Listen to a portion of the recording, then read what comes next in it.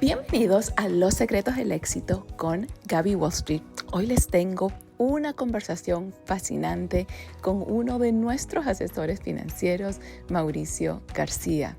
Hablamos acerca de un tema fundamental, la mentalidad ganadora para triunfar en el mundo de las inversiones.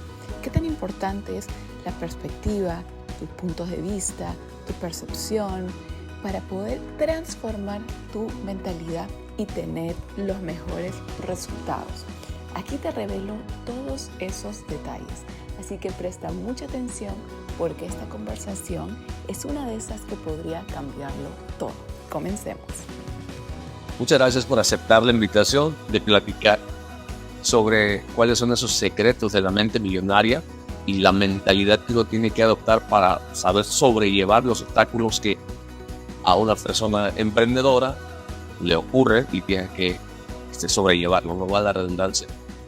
Me gustaría comenzar con algo porque en nuestra participación me gustaría que mezcláramos la parte financiera con la parte de emprendimiento porque vives las dos.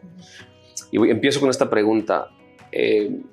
Se dice que para invertir hay que tener como una especie de control de tus emociones. Y yo creo que también en la vida. ¿Dónde quieres comenzar? Wow, Mauricio. Bueno, muchas gracias por darme este espacio. Gracias, aprecio que tomes interés en mi trabajo y en lo que hago. Y qué buena pregunta para iniciar. Definitivamente, el control de las emociones va a ser lo más importante para lograr el éxito, ¿ok? Específicamente hablando en el contexto de finanzas, si tú sabes absolutamente todo, eres una enciclopedia, eres brillante y no tienes control de emociones, vas a perder dinero. ¿Por qué? Porque en el momento que estás, por ejemplo, en la bolsa de valores operando y ves números rojos, algo pasa en el mercado, que todos los días cosas pasan. Eso es, la bolsa de inversiones es subes y bajas, rojo, verde, tienes que estar acostumbrado. Pero en el momento que ves eso, te paralizas y de pánico por no controlar tus emociones, haces un clic y se te va todo lo que estás manejando, entonces nunca vas a llegar a ninguna parte, ¿no? Entonces, la clave para tener éxito en la vida, incluyendo en las finanzas, incluyendo en las inversiones, es aprender a ver las cosas de forma neutral, ¿ok? Nada, absolutamente nada de lo que pasa es bueno o malo, ¿ok? Y sé que eso puede sonar un poco como quizá ilógico, ¿no? Pero si uno pierde dinero, eso es malo. Si alguien se muere, obviamente eso es malo. Pues depende del punto de vista que lo veas. Y es ahí donde entra la mentalidad, ¿ok? Si tú tienes una pérdida de dinero, que es el miedo más grande de los inversionistas, no quiero perder dinero, claro. Nadie quiere perder dinero, de un emprendedor.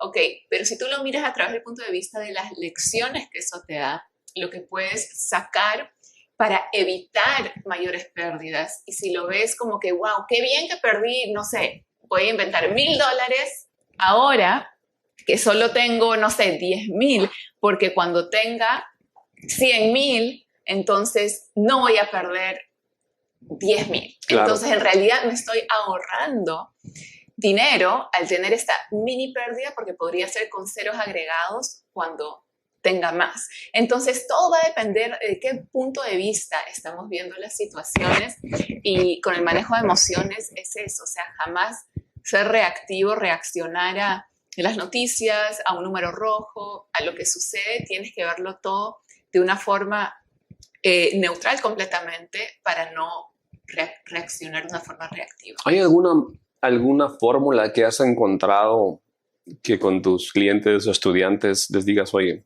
está bien, como somos seres humanos, nos vamos a...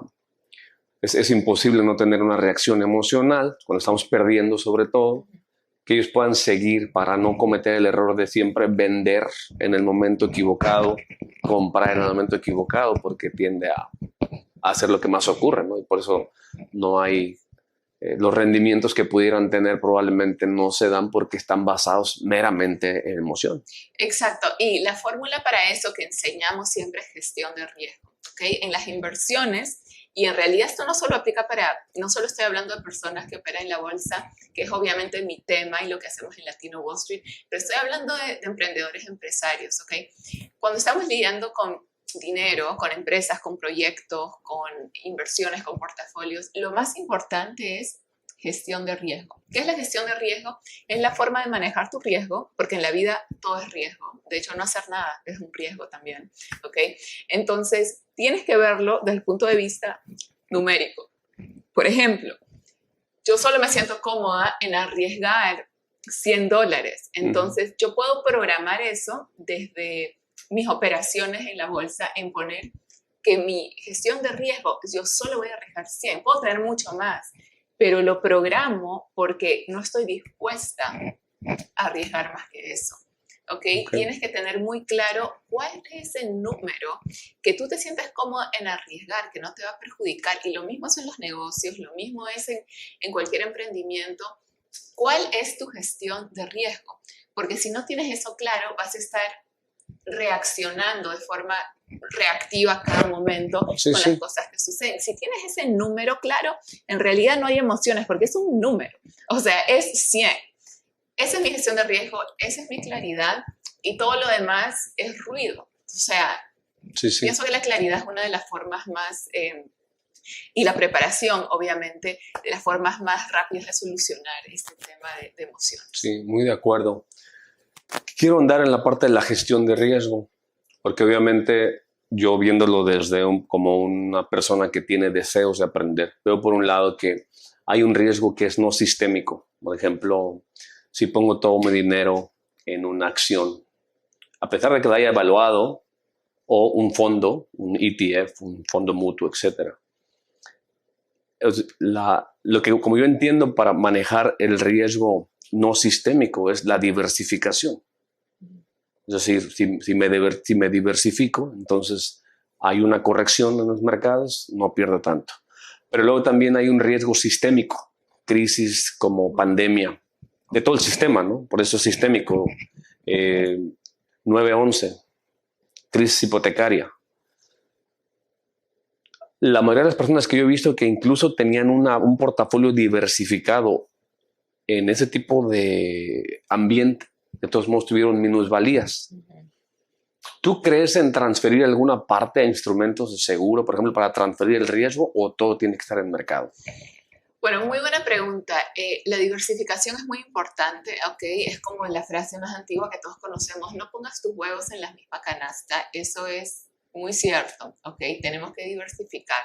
Sin embargo, solo tenemos que enfocarnos en lo que podemos controlar. Yo no puedo controlar si va a haber una próxima pandemia, una próxima crisis, una próxima explosión, un presidente que, no sé, lo saca de la oficina o que lo quiere hacer dictador. O sea, yo no puedo controlar el exterior, solo puedo controlar lo que yo hago, lo que yo pienso y las cosas que están en mi control.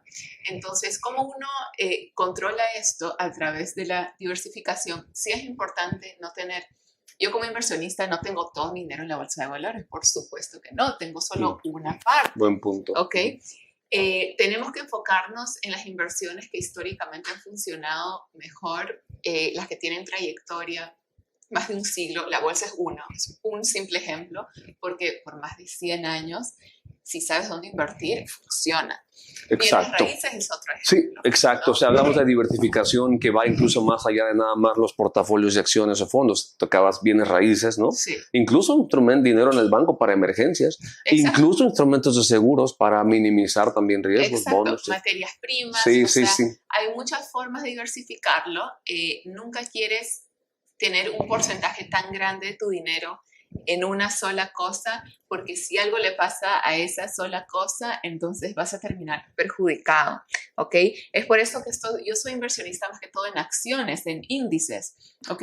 Y he visto en mi carrera de más de 10 años que obviamente han afectado las diferentes fluctuaciones, porque si bien tengo gestión de riesgo, yo invierto mucho a largo plazo acciones como estilo propiedad, o sea, mantenerlas mucho tiempo, y de hecho esa es la forma que es comprobado que se crea más riqueza. No es de hoy para mañana, es teniendo la paciencia, ¿okay? De largo plazo. Y obviamente todo esto está con un único objetivo, si estoy entendiendo bien, que es mitigar inflación. Ahora, no es lo único que erosiona el valor del dinero, porque tienes por otro lado lo que es la parte de impuestos. En Estados Unidos, que imagino muchos estudiantes están, vi un reel donde le hablabas a tus estudiantes o a tus seguidores sobre los 31 trillones de dólares de deuda nacional. Y estoy muy de acuerdo, ¿no? Que va a haber un despertar para muchos, sobre todo los que han metido todo el dinero en 401ks, IRAs, porque la tasa impositiva la van a determinar en un futuro. Probablemente hace 20 o 30 años tenía sentido meter ahí, pero no estaban pensando qué pasa cuando 30 años más tarde, cuando saque y los taxes están al doble. ¿Hay algo que pudieras agregar de esa parte? Porque es parte de la planeación, no nada más es cómo le hago para ganar dinero, ¿no? Sí. Sino cómo lo retengo en forma de ingreso. No, definitivamente tu mayor gasto en toda tu vida va a ser los impuestos, ¿ok? Entonces tienes que tener una estrategia de impuestos porque eso es algo que, a ver, y depende de dónde vives, obviamente. ¿Tan importante, más importante que la de inversión?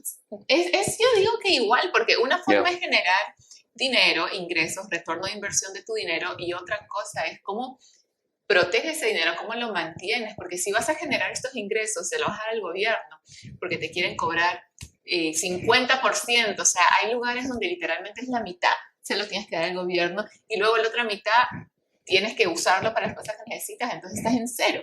Tú estás haciendo todo para estar en cero, muy negativo, no es la idea, ¿no? Definitivamente la debilidad número uno de Estados Unidos es su deuda nacional, ¿ok? Eso es su punto más débil.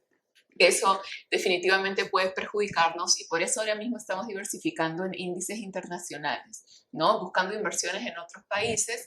¿Por qué? Porque hay países con mucho potencial, como por ejemplo Taiwán con el tema de los semiconductores, por todo este tema de inteligencia artificial. Las personas quieren buscar cuál es esa. Sí, hay incentivos, ¿no? Incentivos fiscales y demás para eso. Claro, y es como que no se trata solo de buscar cuál es la próxima empresa, la próxima Apple, no, cuál es la tendencia de estos momentos y cómo me puedo beneficiar con los componentes necesarios para esa tendencia. Entonces, semiconductores, que son los chips, es un ejemplo, ¿no? Entonces, sí tienes que tener estrategia de impuestos. La mía, la nuestra, debería decir de mi familia, fue entrar a un programa de inversionistas en Puerto Rico, donde era un requisito vivir mínimo 3 años. Lo hicimos para mantener estos beneficios de básicamente impuestos muy bajos corporativos. Claro. Entonces, hay programas, te toca hacer, ¿no? Obviamente, tarea depende en tu situación, en donde vives, en qué es posible para ti. Quizá para muchos no es posible mudarse como nosotros nos mudamos en algún momento para tener ese tipo de beneficios, pero siempre hay una forma que uno puede hacer, y de hecho ser emprendedor y tener empresas te ayuda porque hay mucha flexibilidad que puedes tener con el tema de reclamar lo que son gastos. Es muy interesante, digo, hablando de tomar en serio la parte de impuestos que hasta te tienes que mudar, es que es así de importante. Claro. Es así de importante. Lógico, porque imagínate, o sea, a ver, viniendo de mi ejemplo personal, yo estaba viviendo en Manhattan, en Nueva York, sí, donde me cobraban casi 40% de impuestos en mis ingresos y me podía mudar a 2 horas en Nueva York, que es un vuelo de Nueva York a Puerto Rico, es 2 horas de vuelo y pagar 4%, o sea, de 40 a 4. ¿Tú tomarías un vuelo? Hay muchos colegas en el mundo financiero, todos están viviendo en Puerto Rico. Sí. No, es que aparte de ser un lugar espectacular, es un paraíso fiscal. Y sé que es una ley que ahora se llama Ley 60, fue Ley 20 cuando yo lo hice. Es un poquito controversial porque hay personas que dicen como que solo benefician a los inversionistas, como que ellos solo van a recibir beneficios. Pero quiero dejar claro que este programa de impuestos, de hecho, beneficia mucho a los locales porque es un programa recíproco, ¿sabes? O sea, no es que uno va a tomar beneficios, tienes que agregar valor a la isla, tienes que contratar a gente, tienes que invertir, tienes que comprar propiedades, tienes que, obviamente, consumir. Las reglas del juego, ¿no? Saberlo. Sí. Pero quiero insistir en esa parte, al menos hablando con una experta como tú en el tema, de que en la parte fiscal, como decías, hay varias estrategias porque hay quien dice, solamente hay esto que es seguro, morir y pagar impuestos. Pero yo me he venido dando cuenta de que hay más de una estrategia, como decías, de evitar legalmente pagar todos esos impuestos, ¿no? Y que mientras más pronto inicies, mucho mejor. Exacto, hacer la tarea de buscar esos programas que eres elegible, obviamente, y que te pueden beneficiar. Perfecto. Vamos a continuar en eso, porque aparte de impuestos, tenemos la parte de longevidad. Hoy están las personas viviendo más que en cualquier otro momento. Y muchos no se dan cuenta que hacer la transición de acumular, invertir y acumular y después retirarte 25, 30 años es ya vivir de eso. Y probablemente el riesgo más alto que tiene alguien es vivir muchos años y que se les acabe el dinero. Que pudiéramos, no sé, platicar al respecto, porque no sé si es una misma estrategia. Como que es un miedo, tú dices, que las personas tienen en vivir muchos años, pero no tener suficiente para... Correcto, o sea, al final se retiran, ¿no? Tienen un seguro social, a lo mejor han ahorrado, han invertido por ahí, es todo lo que tienen. Lo que no sabemos es cuándo el creador nos va a mandar llamar. Es cierto, sí. Entonces, definitivamente tenemos que mi recomendación para todos y algo que yo personalmente hice a los 18 años fue abrir una cuenta de jubilación, ¿ok? ¿Por qué? Porque las personas piensan que uno como que tienes que llegar, no sé, a una edad adulta para empezar a pensar en tu retiro, o sea, ya como a los 50, 60 empezar a planificar, pero es lo opuesto. Si tú quieres no pensar en eso y que eso esté resuelto para ti, mientras más rápido tomes acción y crees un fondo de jubilación que de hecho tú puedes manejar. Yo no estoy hablando de 401k que te lo van a dar a través de una empresa. Sí, que algo que tú puedas manejar, porque ahí nos limitan, ahí las reglas te lo pone el empleador. Claro, está muy limitado. Está muy limitado, eso de hecho no lo recomiendo. Aparte, mucho impuesto a pagar a futuro. Exacto, entonces es como que no llegamos a ninguna parte. Claro. Eso es lo que las masas hacen y que no funciona. Lo que tú tienes que hacer si quieres destacar y tener un futuro donde no te preocupes del dinero es empezar, uno, lo más rápido posible, y dos, tomar el control de tu dinero. O sea, no cerrar los ojos y dárselo a alguien que lo maneje, que te saque tarifas y comisiones. No, tú tomar el control, ¿ok? Aprender, obviamente, invertir en ti, en tu educación financiera, para poder hacerlo de una forma comprobada. Aquí no vamos al casino, yo no invierto de forma riesgosa, yo de hecho me considero de perfil conservador, ¿ok? Pero lo que hacemos es invertir en índices que se han recuperado, aún así pase la Gran Depresión, pandemias mundiales, ataques terroristas, o sea, no importa lo que ha sucedido, nos ha pasado absolutamente de todo en la historia, pero se recuperan. Sí, bueno, independientemente de lo que pase, mañana vamos a levantarnos y vamos a luchar para darle a nuestra familia un mejor futuro y utilizando servicios de muchas de esas compañías que les proporcionan. Entonces, siempre hay ese tema.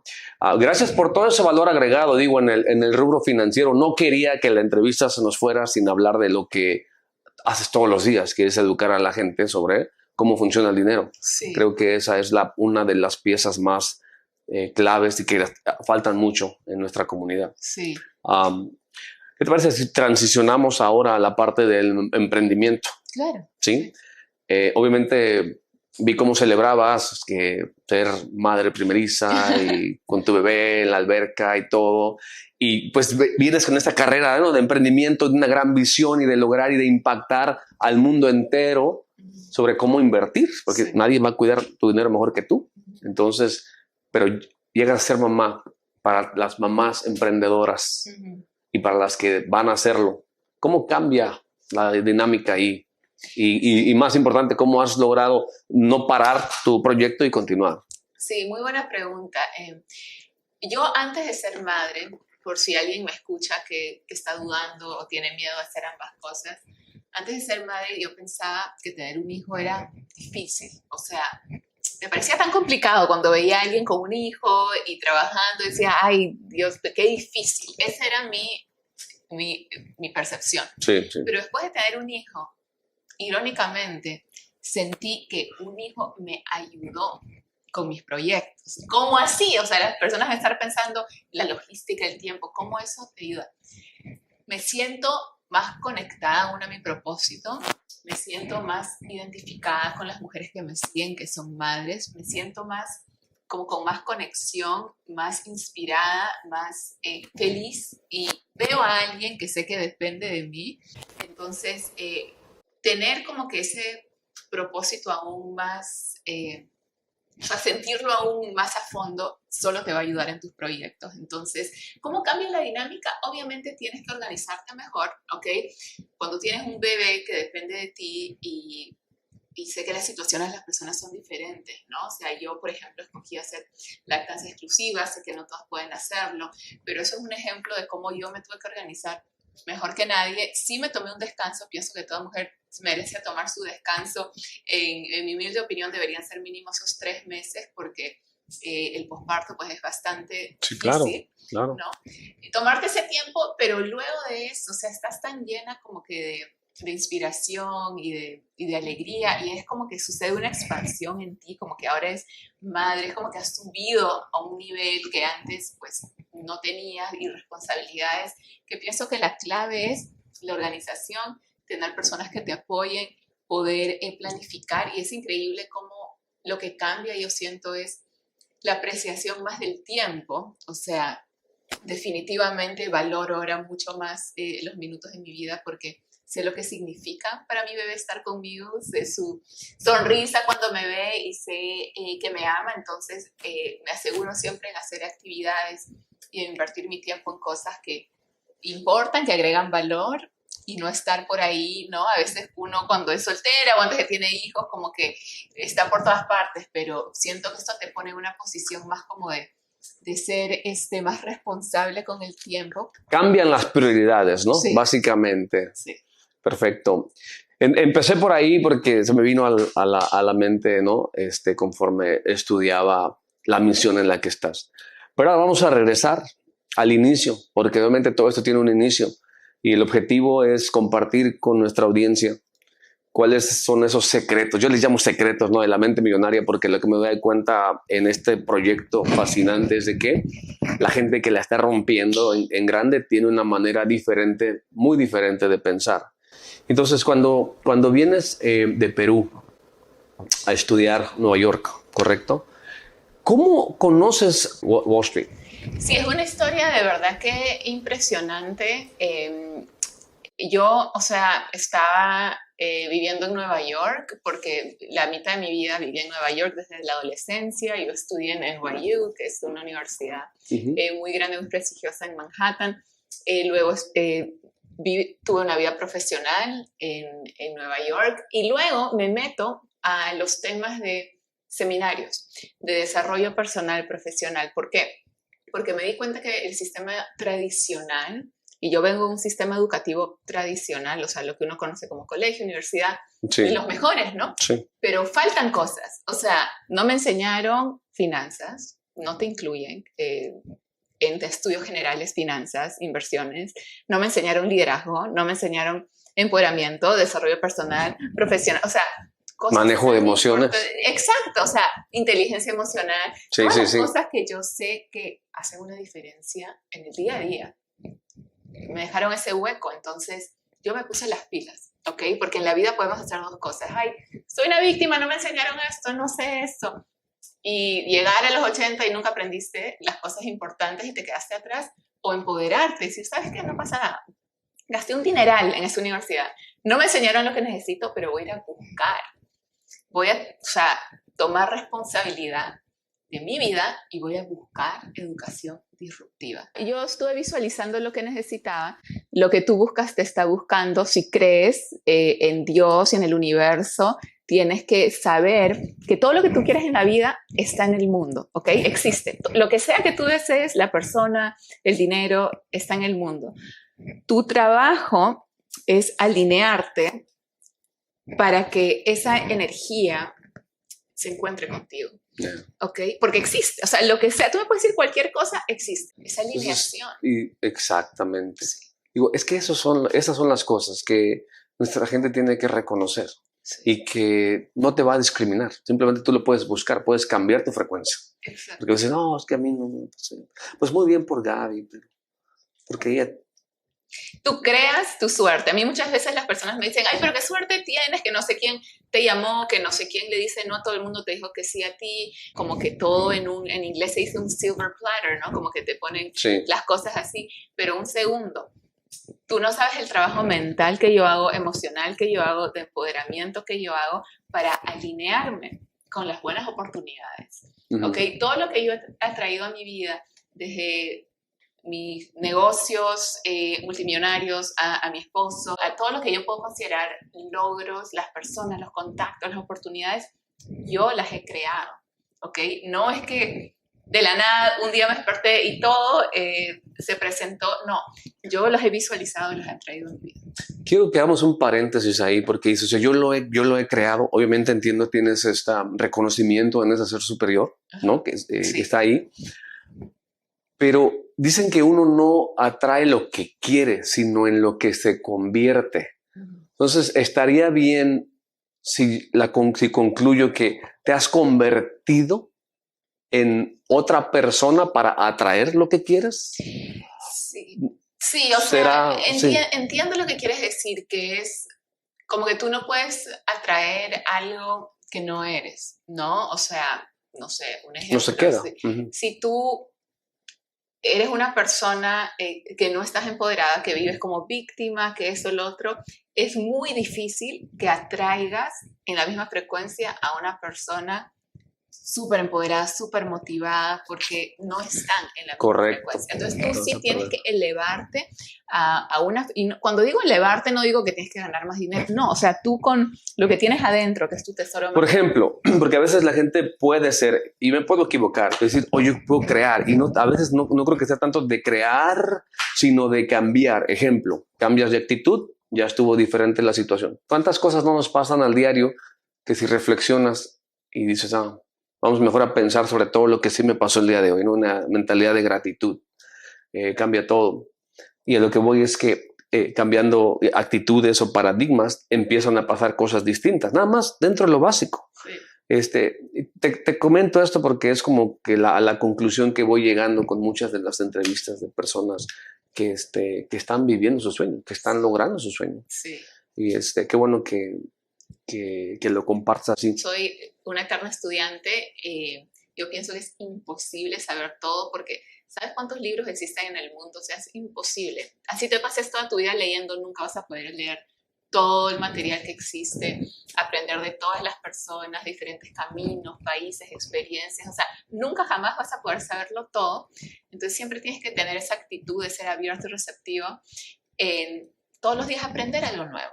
Pero eso tiene mucho que ver con rodearte de personas que te pueden agregar valor y enseñarte cosas nuevas, porque obviamente si tienes un círculo que no te va a agregar valor, no te va a ayudar. Enfoque, decisión, pero aparte, no sé, agrégale los que quieras.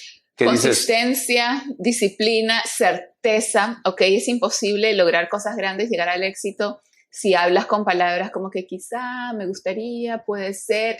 Ya lo voy a intentar, no lo voy a hacer. No, es declarar, esto va a pasar, esto va a ser un éxito, o sea, esto va a suceder, esto es lo que yo voy a hacer. Cuando hablas así, la gente escucha, la gente se convence.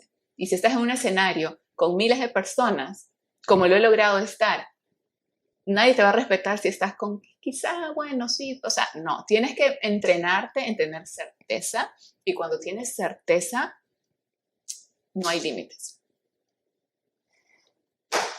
Ahí lo tienen. Podríamos continuar y continuar, pero lo podríamos dejar para una segunda parte. ¿Tienes algo que quisieras agregar que a lo mejor no alcanzamos a tocar? Yo sé que se trata de revelar, bueno, esos secretos que te han llevado. A lo mejor una cosa más, perdón que iba por cerrar, pero se me ocurre algo que creo que es muy importante. A veces vemos el producto terminado de un emprendedor o de alguien que ya está como viviendo su sueño y no vemos todo lo que han pasado. ¿Tienes alguna historia de las cosas que no salieron tal vez tal como lo querías en un principio? Pero ¿qué fue lo que hiciste para no darte por vencida ahí? En términos de, ¿te refieres de negocios mejor, o inversiones? Sí, o a lo mejor de negocios. No sé, a veces la gente dice, está muy entusiasmada, abre su tienda en línea o abre su tienda local y no llega nadie, ¿no? Y como que se desmoraliza. Hay mucha gente que simplemente cierra para nunca volver a abrir, Sí. o inicia en el mundo de las ventas, no recibe los rechazos y es como que es un golpe tan fuerte que no logran superarlo.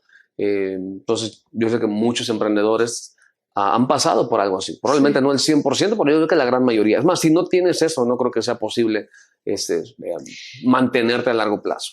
Exacto. Para cerrar. Me han pasado muchos obstáculos en mi camino a emprender y de negocios. Mis obstáculos personalmente no fueron, nadie quería aprender de mí, de hecho fue lo opuesto. Desde el primer video que hice, mucha gente quería aprender de mí, vieron algo en mí. No fue por esa parte, fue más por la parte de ciertas personas que yo confié para ser parte del equipo en el negocio, que terminaron siendo personas que me traicionaron, que pues hicieron cosas que firmaron que no iban a hacer, que rompieron contratos de confidencialidad, que bajaron bases de datos ilegalmente. O sea, he tenido muchos obstáculos en el tema de negocios con mi responsabilidad, ¿no? Uno siempre tiene que ver cuál fue mi parte. Yo causé todo eso porque confié mucho en las personas que permití que se acercaran y fueran parte nuestra, y di todas mis contraseñas, abrí todas las puertas de mi casa, y con eso lo digo hasta literal. O sea, yo trataba a todo el mundo como familia en términos de mi equipo, y o sea, y los mezclaba con mi familia, o sea, literalmente con mis papás y mis hermanos. Y pienso que eso fue una exageración, en el sentido que fue mi responsabilidad, que cuando das todo, ¿no? Todos tus accesos, todo, y permites que personas que quizá no conoces muy bien entren a ti en todo sentido, te llevas con sorpresas. Y lamentablemente me pasó no una vez, no dos, varias veces, y me llevé pérdidas por eso, en todo sentido. Pero pienso que lo que aprendí fue muy valioso. Uno, me di cuenta que era un fallo de mi liderazgo, o sea, que algo estaba mal aquí, no era nadie más.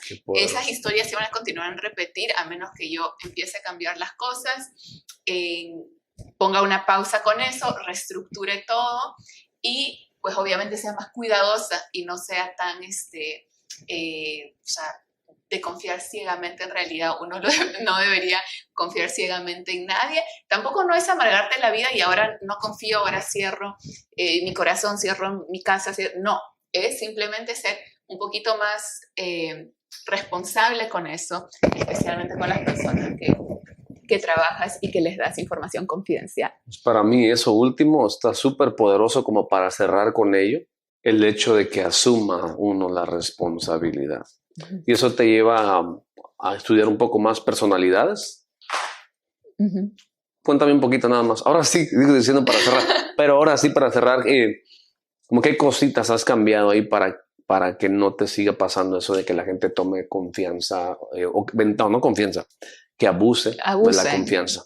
Sí, mira, son varias cosas. A veces cuando tú escoges a las personas, por ejemplo, una entrevista, ¿no? Y que esto les sirva a todos los que están visualizando contratarte en entrevistas, y simplemente los contratas sin consultar, sin filtrar, sin investigar, sin pedir referencias. Simplemente es como que, y esto es un error, y admito que esto ha sido mi error, que he cometido muchas veces. Tenía una entrevista con alguien, me gustaba, veía su potencial, excelente entrevista, vamos, sin consultar, sin averiguar, sin investigar. Entonces esa persona podía ser literalmente un criminal que había estado en la cárcel, pero porque yo no hice mi tarea y simplemente me caíste bien y te doy un contrato y vamos. Bueno, después tengo que darme cuenta que es mi fallo, que no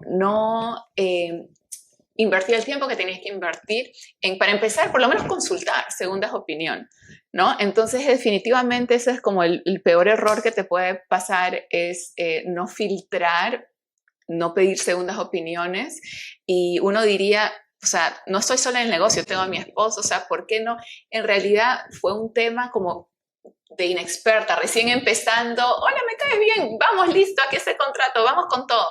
Pero al hacer esas cosas, de verdad que me llevé muy malas experiencias. Entonces yo le diría a las personas, asegúrense en do your homework, haz tu tarea cuando estés frente a alguien. Una persona puede caerte muy bien y parecer que tiene todo lo necesario, pero si no investigas bien y no tienes referencias, no te sorprendas después cuando cosas serias pasen o cuando ellos mismos empiecen a ir en contra de lo que firmaron, ¿no? Excelente consejo. Y aún así, seguimos perseverando. La visión es grande, impactar a todo el mundo para que aprenda a invertir en bolsa y maneje su dinero. Si te gustó este episodio, no olvides en compartirlo, en suscribirte y seguirme en todas mis redes sociales para mantenerte al tanto y aprender sobre la bolsa de valores, inversiones, finanzas y muchos más secretos del éxito. Nos vemos en un siguiente episodio.